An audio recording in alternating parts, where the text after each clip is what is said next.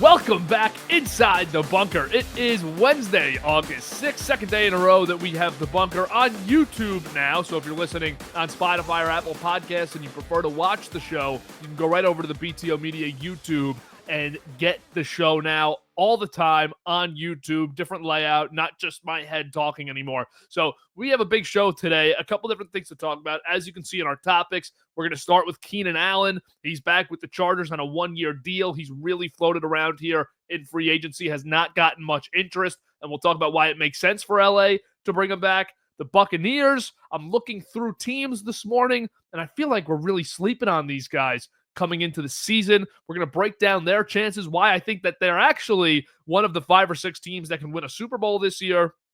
The Cowboys have an interesting situation at quarterback in camp. Prescott's the starter, obviously, but there's a better guy right now through the first 2 weeks of camp. There's a quarterback making a ton of noise in Dallas, and the NFL's massive record deal, they get 10% of an equity stake, 10% equity stake, in ESPN. Why there's positives and negatives to this partnership, everything you need to know about it, what it means, what's going to actually happen. Let's start in LA. Keenan Allen back with the Chargers. How much upside does he have now? Let's revisit his career here first. Spends 11 seasons with the Chargers, 2013 to 2023. 2024, he goes to Chicago, plays a year there, and it really didn't work out. 744 yards, 7 touchdowns. He caught 70 passes, and he was just your league average wide receiver 2, really, slightly above average wide receiver 2 around football. DJ Moore was the top guy. Rome Odunze, towards the end of the season, started catching some more balls than Allen, and it just wasn't a great fit. And he said in an interview late in the year last year, if he was to leave Chicago, he'd only go back to the Chargers. It's the Chargers or the Bears for him. He was very comfortable in both places. He enjoyed both locations. Everything about the franchises he loved. And he loved the quarterbacks that he'd played with. So he was going to play for one of the 2 teams. I wonder if he got offers from other franchises in the last 6 months. I wonder if he said no to them. You know, if a team like the Giants or the Patriots or Washington were to offer him, would he have gone? Did he decline those offers? Did he decline meetings with those teams? Very curious about it. On the record, he has said he wanted to play for one of the 2 franchises he had already played with. Then there's another factor of this with Justin Herbert. He clearly has familiarity with Keenan Allen. We know that. They played together. The last few years, Allen was a Charger. 4 of them, he caught over 100 balls. 3 of them were with Herbert, and he had big yardage in all of them, 1,000 plus, with the exception of 2020, Herbert's rookie year. He had 992. But this is a good thing for Herbert because he clearly emphasized to the front office, to Joe Ortiz, to Jim Harbaugh, that he liked playing with Mike Williams. So they signed Mike Williams back, and this is not a team with elite receivers. So you need guys that the quarterback is comfortable with to supplement the lack of talent. They signed Mike Williams, and he gets to training camp, and he just kind of says, I think I'm done. I think I want to retire. And he does. So now you're looking at a wide receiver group of Ladd McConkey, who was spectacular last year as a rookie. What a second-round pick. Georgia standout. And Quentin Johnston is the second receiver. He has not been good. Trey Harris would have been the third receiver. Another rookie who just signed his deal 2 weeks ago and was a second-round pick. You can't really count on that guy when you're in this division, in this climate of the NFL, in a win-now window. You want some veterans in that room who aren't Quentin Johnston, who has failed through the first 2 seasons of his NFL career. That was your most veteran receiver there. And then Jalen Reagor is your next guy out that you really don't want on the field. They signed Tyler Conklin, the tight end from the Jets, Vikings before that. So they really needed a pass catcher. Mike Williams retires, and they pivot to Keenan Allen. And of course, this comes with a conversation with Justin Herbert. Are you comfortable with Keenan Allen? Do you think he can help our team out? Let's watch some of the tape from last year in Chicago. Do we think he's still got it? And you aren't asking him to come back and be the Keenan Allen we saw in 2022, 2024 with the Chargers, and before that. But you're asking him to come in now and play a complementary role in a run-first offense on a team with a very good defense and be the guy that Herbert can lean on in the passing game when McConkey is being phased out. McConkey's their top guy this year. He's the most talented on this roster, but now you just added a veteran presence in Keenan Allen who can still give you big games. So I like it for the Chargers. It's low risk. It's a $5 million deal for one season. They need pass catchers, and Allen was just sitting there. So it's complete low risk, high reward. You might get another high-end year from Keenan Allen as a wide receiver 2 or as a wide receiver 1 even, and get that level of production. This is a guy that I still could see having a 1,000-yard season, but you don't have the risk of it's a 3-year contract. We're giving him $18 million this year. He's taking up a percentage of the salary cap. Now it's a low number. It's less than 1% salary cap, and you feel good about the fit with Herbert because you've seen them do it before. And again, bottom line, the Chargers needed receivers. Keenan Allen needed a place to play, and he's not done playing football because he was too good last year to stop playing football. Mike Williams, on the other hand, really struggled last year with the Jets and Steelers. The year before was not great, was injured. You don't count on Mike Williams in the way you're going to count on Keenan Allen now. So it's an upgrade for sure for LA. They're in a tough division there. I was thinking about this morning, and I'll kind of segue this into the Buccaneers topic. But when I wake up in the morning this time of the year, I like to look through what everybody's writing about the teams, look through the league, do some schedule predicting stuff, look through everyone's schedules, look through everyone's new additions, losses, really familiarize myself with all 32 teams before the season actually starts. And you get a good month to do that. And the Chargers, I've known this, and we've all known this since February, but this division is the biggest gauntlet you can find.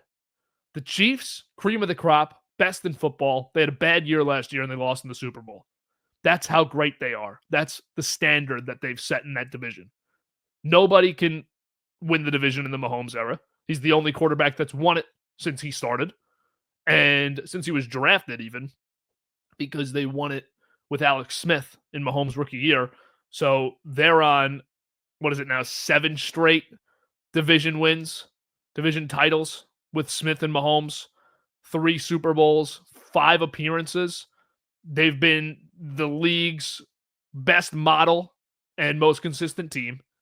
After them, you have the Chargers, who have an elite head coach, an elite quarterback, an elite running game, a great offensive line, a very good defense that should only get better this year, but they didn't make huge additions in the offseason. Mekhi Becton, ironically, as huge as he is, literally, is their only significant add, and then you have the draft. So you are not too into the idea that the Chargers got way better, but the Broncos have now become the pretty new team in that division that everybody is starting to lock in on, that I've been on since they drafted Bo Nix last year. As you all know, if you watch the Sunday recap, how hype I was the whole season about him, how much I pumped him up. He is one of the best 12 quarterbacks in the National Football League. Sean Payton is one of the best 12 coaches in the National Football League.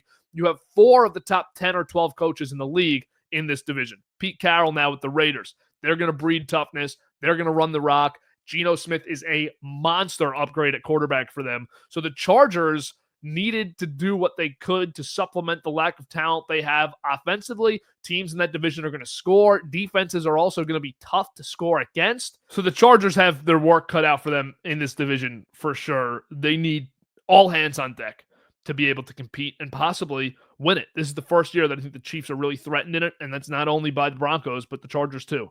The Buccaneers might be the most slept-on team in the National Football League. I'm looking around the league this morning, and the NFC South is very winnable. They've won it the last few seasons. The Saints might be the worst team in the league. They really feel that way on paper. Tyler Shuck's having an awful training camp. He was their only hope at having real competent quarterback play this year. 2nd-round pick out of Louisville.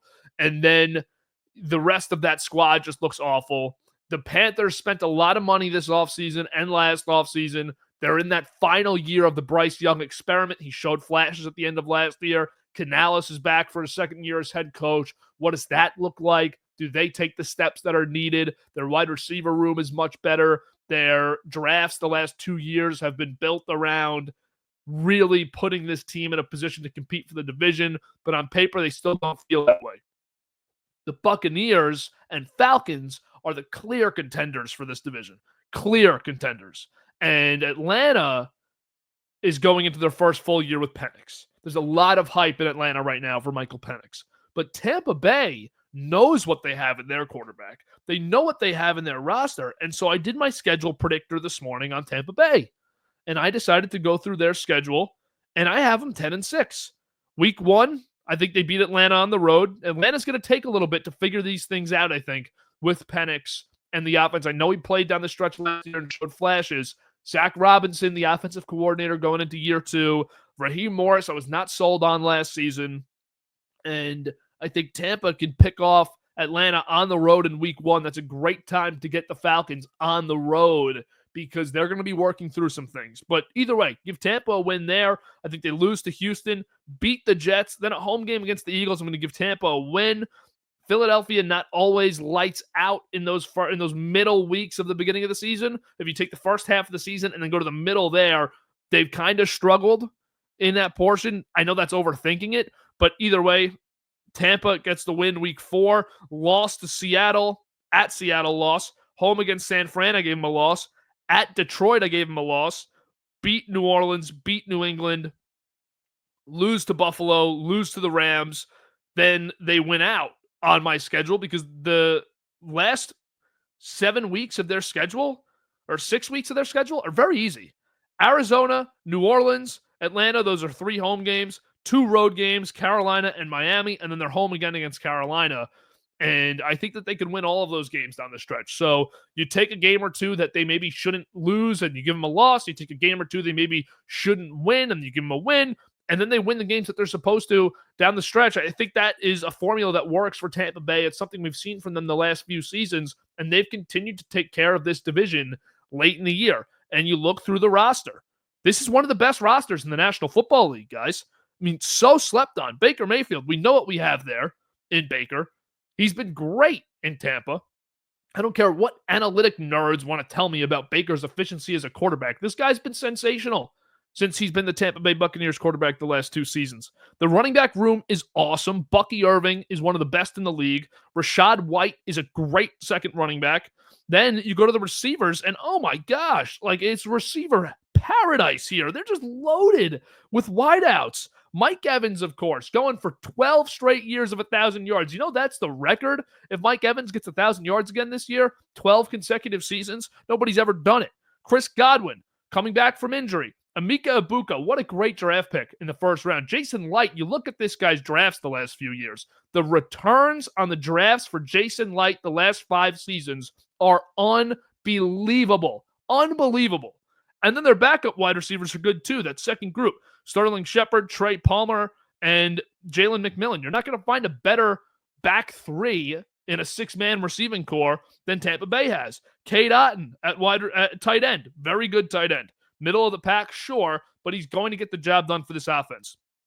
Tristan Wirfs, Ben Bredesen, Graham Barton, Cody Mock, and Luke Gedke are the 5 offensive linemen. This is a good line. The one concern with the offense that you have to acknowledge is this is their 3rd coordinator now in 3 different seasons. It's really their 4th in 4 years because Leftwich, Canales, and Cohn, and now Cohen's down in Jacksonville. Josh Grizzard is going to be in his first year. He was the pass game coordinator under Liam Cohen. He steps up to take the job in Tampa Bay, and you now are in a place where, you feel like he's got enough pieces to make this work. He's a familiar face. He's been there, but time will tell. We know how this goes. They hit on their last 2 offensive coordinators. Are they going to do it for a 3rd time in a row? That's very rare. Defensively, they still have the core of guys they won the Super Bowl with. Vita Vea, Levante David. They added Hassan Reddick, who I'm not too high on the ad. Didn't love that one from Light, give him $14 million. But Antoine Winfield, still there. They have Kalijah Cansey, who they drafted in the first round last year out of Pitt. And their special teams, always good in Tampa since Light's been there. So you're not worried about any of the 3 phases. The defense is a little suspect, just fairly incomplete compared to the league's top defenses. But the offense should score with anyone. And a lot of stuff is going to hinge or rest on the shoulders of Josh Grizzard, the new offensive coordinator there. But this Tampa Bay team is loaded. Absolutely. And I think that they have a real shot to win the Super Bowl, or at least get there, because they have a winnable division. That's the first key to a team getting to the Super Bowl, is the division winnable. And it's a huge boost in my confidence in you, because you don't have to run this absolute gauntlet all regular season just to get to the playoffs and do it again. They have some easy wins in the schedule. We know how that goes in the division as well, but still, it's better than having what the Chargers have in their division. And not only are the wins difficult by default because you play twice a year, but the teams are really good. The Saints and Panthers could be 4 wins for both the Bucs and Falcons.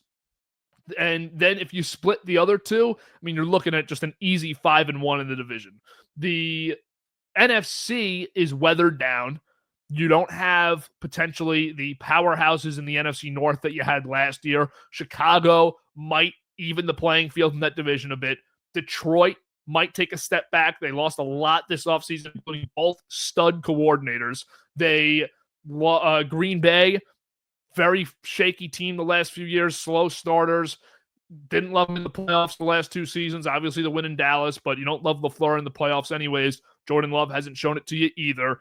And then the NFC East is like the best of the group, I think, because you have 2 contenders in there in Philly and Washington, and then 2 teams that are tough teams out of the bad teams. Dallas and the Giants, I'm not too high on them as contenders or as playoff teams this year, but I do think that they are the best of the rest type of teams.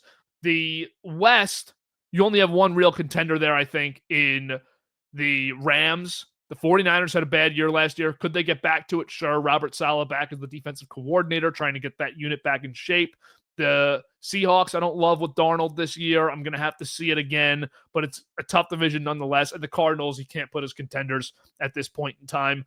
The conference is easier. The Bucs are one of the 3 or 4 best rosters in the conference. Coaching-wise, suspect coaching staff, especially with the rookie offensive coordinator. But Tampa Bay can make the run this year. They absolutely could. You look through the roster, you look through what they've done in recent years since they won the Super Bowl with and without Tom Brady.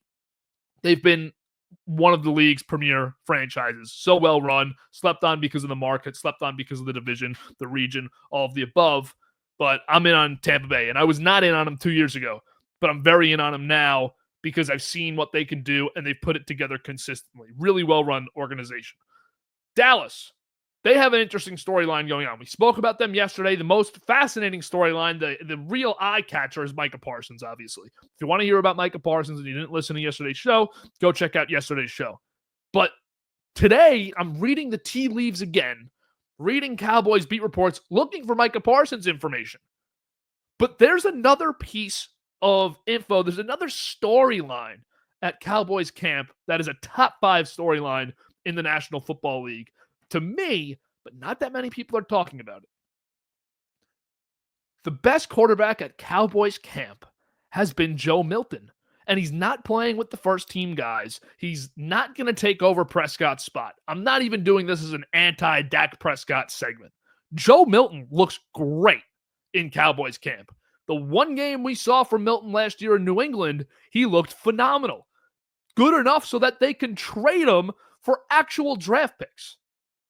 Milton might be a real NFL quarterback. It might not have been a one-game wonder. New England had to get rid of him for this reason because they couldn't have him showing up Drake May at camp. But Dallas doesn't have to worry about that because they're hoping they have a high upside backup here. And it really sounds like they might. So is it time to put some stock into Joe Milton? I think it absolutely is, because we're now seeing a tendency for him at the NFL level to perform well. And there were positive reports last year throughout the season before that start about Joe Milton's performance in New England behind the scenes. So this is not new. This is not a flash in the pan thing. We have over 12 months of track record of Joe Milton opening eyes in NFL circles. And he was good enough for a team to trade him. And he garnered enough interest for a team to trade him. And it's possible that at Tennessee and in college, he just wasn't coached properly. And now in the NFL, he is getting coached properly because he was wildly inefficient, wildly reckless in college. And now he's sitting here saying, I'm actually pretty good and I'm getting the right coaching and I'm going to come to training camp and I'm going to show up and tear it up because People just thought of me as a third-string quarterback. That's fine, but I'm not that. And he might be one of the 32 best in the National Football League. So if Joe Milton continues to have this camp, the Cowboys have an elite backup for a quarterback who usually gets hurt in Dak Prescott. This is a big development for Cowboys fans. The second most important position on the team, on the depth chart, is backup quarterback. The most important is quarterback. I don't have to tell Cowboys fans, when you lose your quarterback, your chances of winning, your chances of making the playoffs decrease significantly, almost to zero. On a weekly basis with a backup quarterback, you are almost guaranteed to lose in the National Football League. They had some nice flashes with Cooper Rush. They've had one of the better backup quarterback situations in the NFL since Jerry Jones bought the team. So this is not rare for them. This is a Jimmy Johnson philosophy from back in the day, that the second most important player on your roster is your backup quarterback. So Joe Milton, he's turning heads. He's opening eyes. Let's go to the last point here of the ESPN partnership now with the NFL. This is fascinating to me because there's so much to unpack when it comes to this. And I'm just pulling up now all of the actual information because I pulled it up before the show, just opening it now. But they are, treading in uncharted water here because there's never been a partnership like this from a league to an outlet. And there's a lot of different storylines. First of all, the first thread I'd take of this is the positive. This is great for football fans because ESPN has long denied the NFL as the dominant powerhouse in the American sports world. They pump up the NBA a lot in September and October and November when they shouldn't be talking about it at all. The NFL is king. There's 20 million viewers on average per game in the National Football League for those primetime games. The NBA primetime games, the NBA Finals gets about 5% of that viewership. So you're looking at a league here, that could elevate ESPN so much. But ESPN also a production company in sports that could elevate the league even further. But will they? ESPN has a track record now of turning sports into entertainment. I think football fans want football, but ESPN does a good job with fantasy football. They do a very good job with the online football presence and online sports presence. That stuff will help. I don't know how it's going to reflect on their channel. They now own the NFL Network. They now own further rights to the NFL draft. ESPN's going to be the place to watch the draft moving forward. And that's a big win for them also because there's big advertising money in the NFL draft. But Adam Schefter had said last night, I'm just going to read the exact tweets. They're also getting Red Zone. That's the biggest one. But he said, ESPN and the National Football League announced a non-binding agreement under which ESPN will acquire NFL Network and certain other media assets owned and controlled by the NFL, including NFL's linear Red Zone channel and NFL Fantasy, in exchange for a 10% equity stake in ESPN.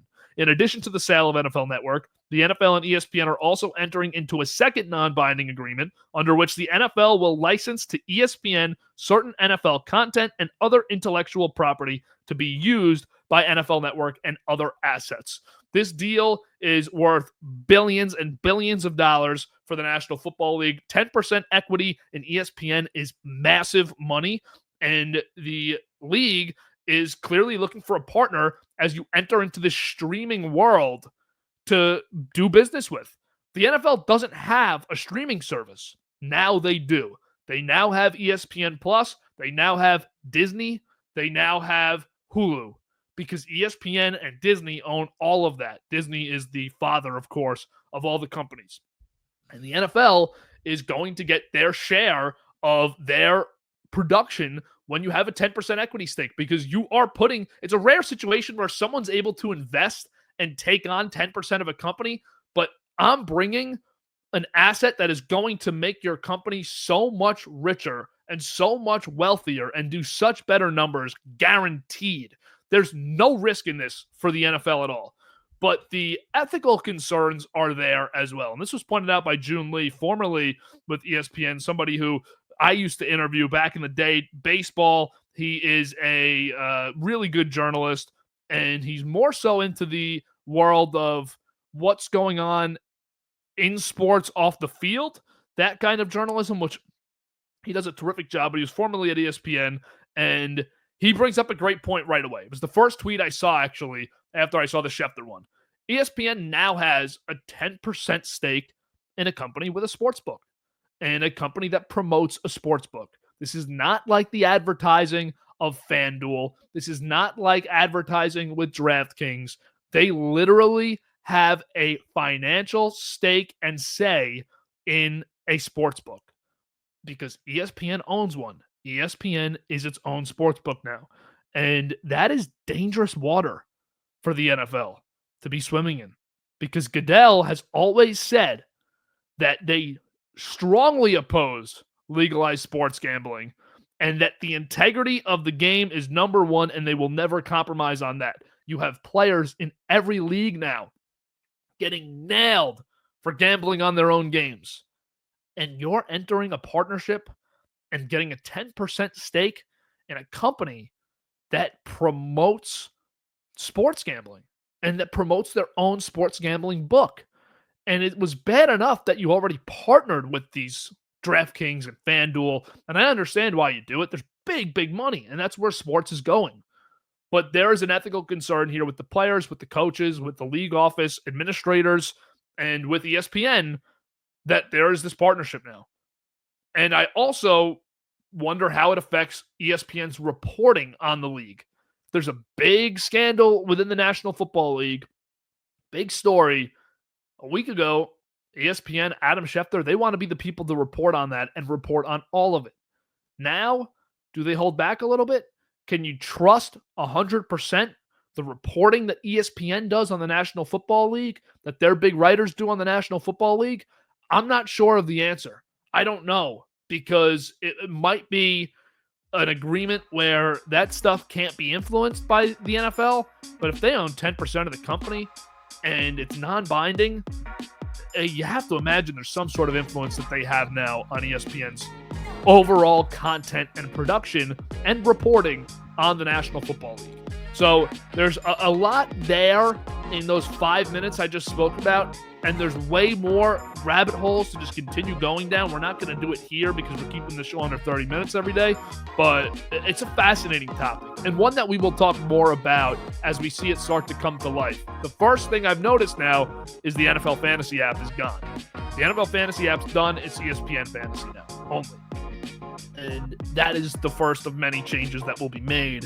And the NFL content, the exclusive NFL stuff, will slowly start to fade away over the next few days, weeks, months, years, as this agreement comes to fruition and comes to the forefront. That's going to wrap today's show. Good episode, August 6th. Appreciate you listening. Probably won't be back with the bunker until next week. We'll have a No Good Takes episode tomorrow. Burrows on Friday. Yankees, another bad loss last night. They've lost 5 straight now. The Mets are kind of in the same boat as them, 2 worst teams in baseball over the last few weeks, along with the White Sox and Rockies. So we'll discuss all of that on Friday. You'll see some of that on No Good Takes tomorrow. And we'll be back Monday with a bunker, or probably Burrows actually Monday, whatever. Forget it. We'll be posting a schedule anyways over the weekend. Check it out. And I appreciate you listening, watching, wherever you are. Remember, you can catch us on YouTube, Spotify, and Apple Podcasts now. And I will see you in the next one. Enjoy your weekend and enjoy all the preseason football that we have this weekend. SHEDEUR Sanders getting the start in Cleveland on Friday makes that game worth watching, at least the first quarter of it. And we're going to get a lot more storylines and football narratives early next week once those training camp games get started and fantasy drafts start to kick off. So I appreciate you guys listening, and I'll see you next week. Enjoy the weekend.